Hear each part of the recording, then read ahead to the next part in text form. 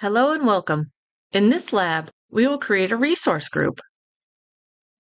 Are you ready to organize your Azure resources? Creating resource groups allows you to manage resources easily. An Azure resource group is a logical container with related Azure resources, such as virtual machines, databases, web apps, storage, accounts, and more. An example of organizing your resources is deploying virtual machines to the same resource group or multiple resource groups, allowing for easier permissions, access control, overall resource organization management, and it simplifies the delegation of permissions to multiple virtual machines grouped within the same Azure resource group. Now let's go ahead and log into the Azure portal. In the Azure Services navigation bar, you may see resource groups located there.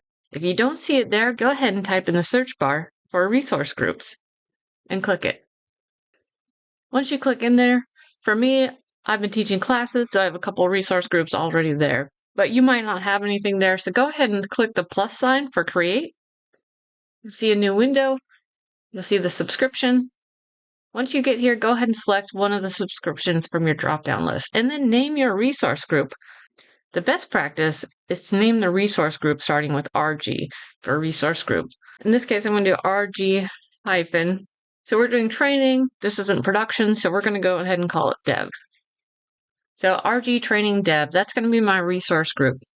Once I confirm I have my subscription, my resource group, and it's in the proper region, I'm going to go ahead and select next. Here I'm going to type lab. It's going to put RG for resource group. That way, everything I make with this lab, at some point I can go ahead and delete. Microsoft will verify that you did everything correctly, and you'll see a validation passed. Once you see that, go ahead and click Create, and Microsoft is creating your resource group. Great job creating your resource group. Create as many resource groups as you need, and I'd like to thank you for watching.